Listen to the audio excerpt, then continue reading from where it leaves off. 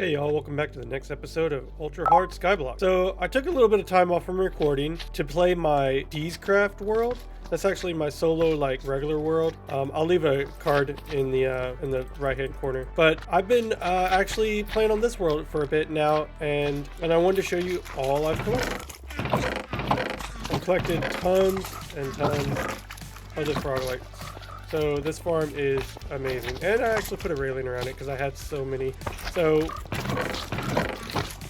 But frogs are not what we are going to be working with today. Today, we're going to build a farm that will actually get us prepared for the dragon fight. I think it's almost time to take on the dragon in this world, but we actually need a couple of farms to get us prepared for the dragon fight. For this Skyblock world, there's a few things we're actually going to need before we actually take on the dragon. For this map pack, the end is actually just a void with the obsidian pillars and the bedrock portal, and that's it. So I'm going to need to collect a whole bunch of non-breakable blocks that cannot be broken by the dragon, like obsidian or crying obsidian from the bartering farm, so we can make a large platform for us to be able to attack the dragon. Also, we have to summon the dragon twice so we can actually get a shulker, and that's actually how we get shulker boxes, by summoning the dragon a second time. And every time you summon the dragon after the first time, you get a shulker to spawn in. So we are actually going to need a ghast farm as well. So in this episode, we are actually going to make a ghast farm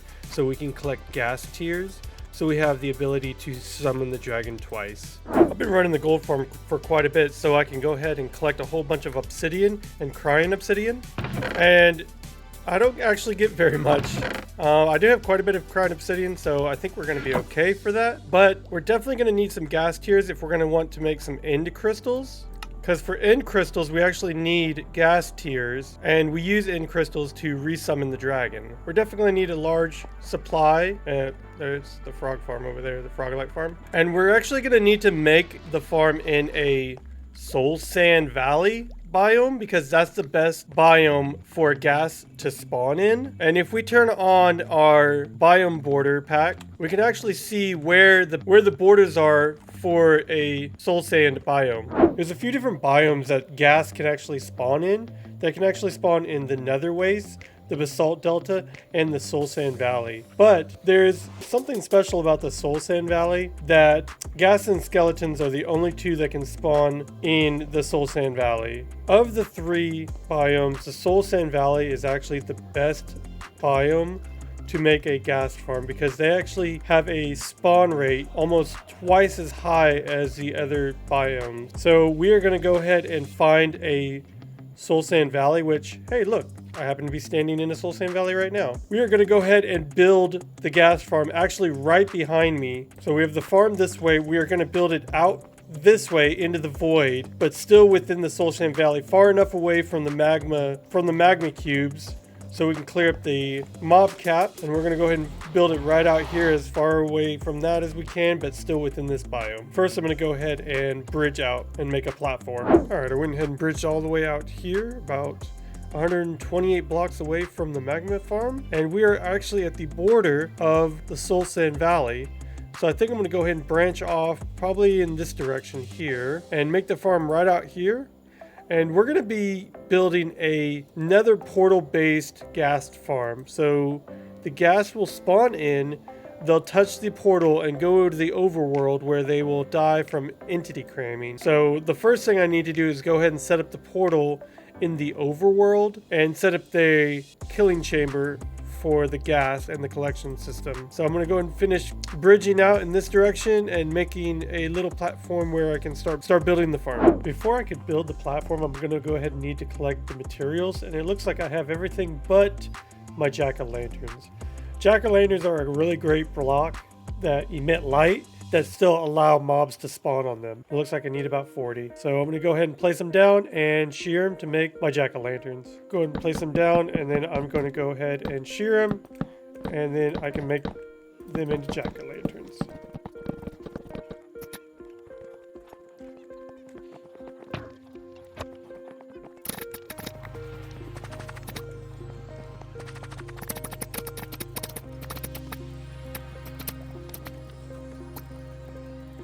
There we go.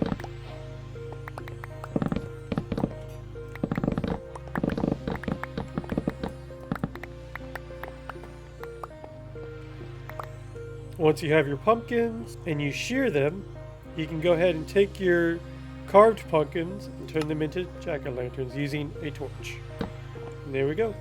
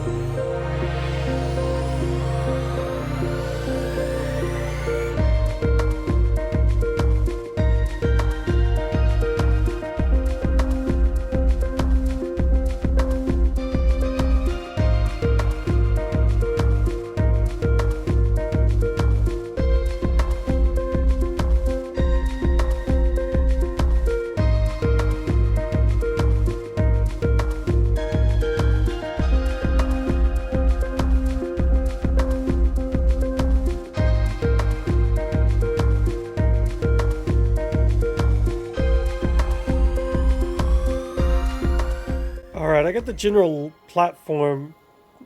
Oh, I had the biome borders. I have the general platform for it. The nether portals are going to go in between the Froglights. But now I need to go ahead and create a portal to the overworld and set up the collection system. Oh, I got attacked by Ghast and I got returned to Cinder.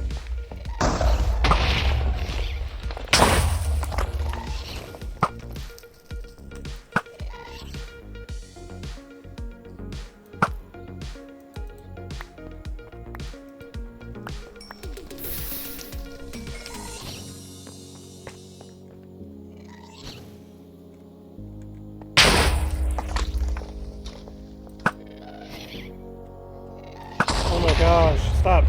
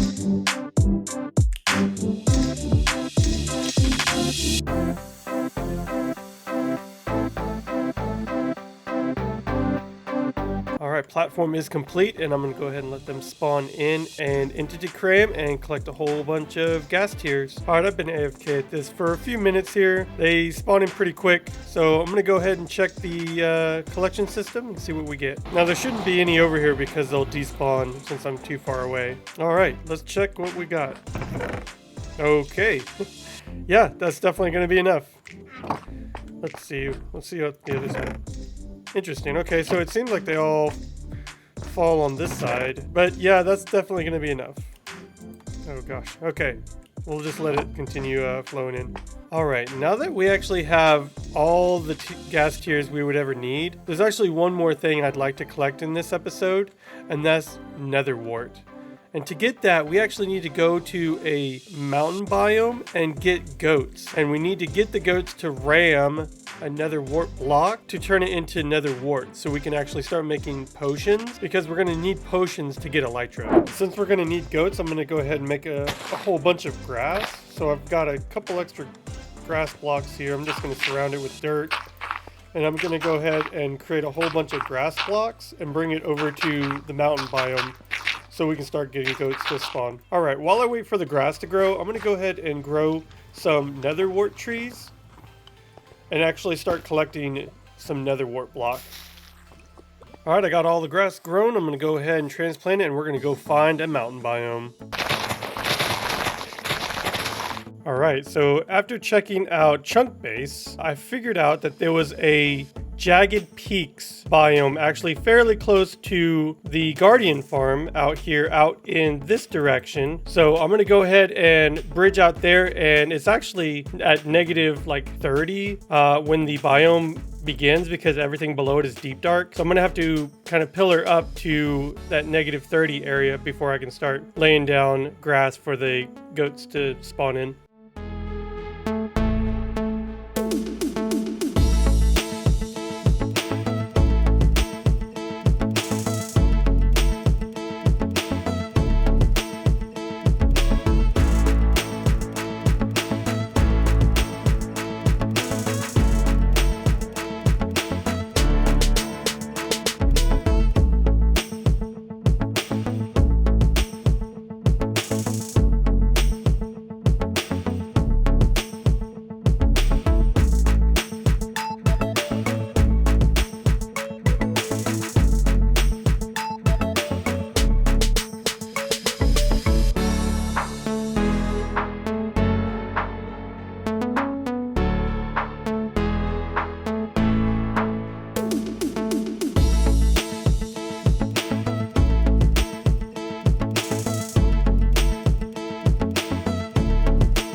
I went ahead and lined out the base for the Jagged Peaks, and I think I might actually put a ring around this so the goats don't actually knock me off. So let me go ahead and put a border around this, and then I can start setting up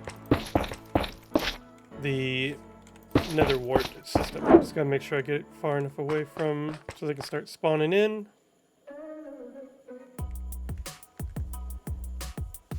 Oh gosh, it's a slime chunk. I didn't even think of that.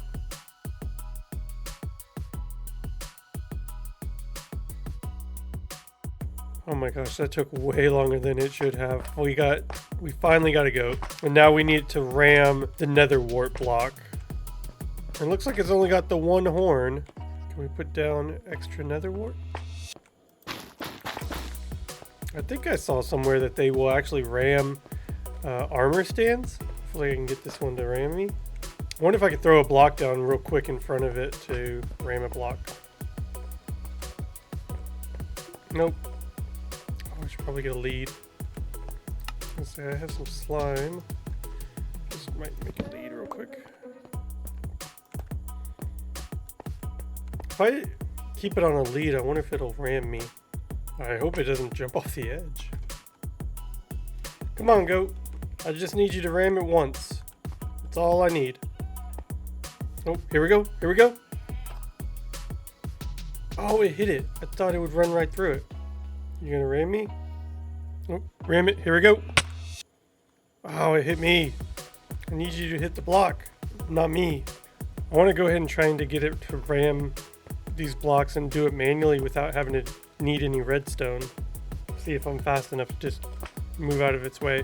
I've never actually tried this before.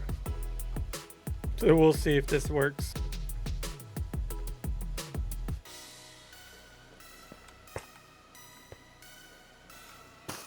There we go. Got it. Nice. We're at 2 nether wart.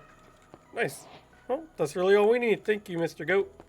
Alright, now that I got the nether wart, I'm going to go ahead and head on back and start a small farm. And we can start mass producing. We can plant these 2 and make a larger farm.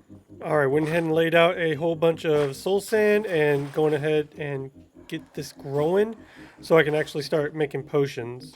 Now that we have potions unlocked, we can actually make some slow falling potion using the phantom membrane from the cats that we got. Alright, now that we have ghast tears and nether wart so we can start making potions, we can actually get ready for the dragon fight. So I came over to the gold farm because we're going to need a bunch of ender eyes. So I grabbed some ender pearls and some blaze rods. And if we turn the blaze rods into blaze powder, we can turn the ender pearls into ender eyes. And when these are what we're going to need to activate the portal. I also grabbed a whole bunch of crying obsidian, as much as we had, because we're going to need something that is, we're going to need a block that cannot be broken by the ender dragon, and crying obsidian would work perfectly. I do have some obsidian as well, but I think the crying obsidian is actually spawn proof for endermen as well. Alright, so I've been collecting all of the material I'm going to need. I've been making backup armor and tools, getting them ready for the dragon fight. I've expanded the nether wart farm here, so we can have a whole bunch of nether wart for potions. But now I think it's time to actually open the end portal. And if you remember from the last episode, I'll have a card in the corner, but we actually found the gateway over by the mushroom island, the mushroom farm. So I'm gonna go ahead and go over to the mushroom farm and bridge out and get the portal ready. Made it out to the mushroom farm and there is the portal. So I'm gonna go ahead and bridge over there and make a staircase up and light this sucker. Alright, got the spy eye, which gives me follow an eye of ender. I didn't really do that because I knew where it was, but we got that achievement. Alright, I went ahead and covered up the silverfish spawner and made a little platform for me. So I'm going to go ahead and make a little platform all the way around, and then I'm going to go ahead and light this thing. Alright, time to go ahead and light this thing.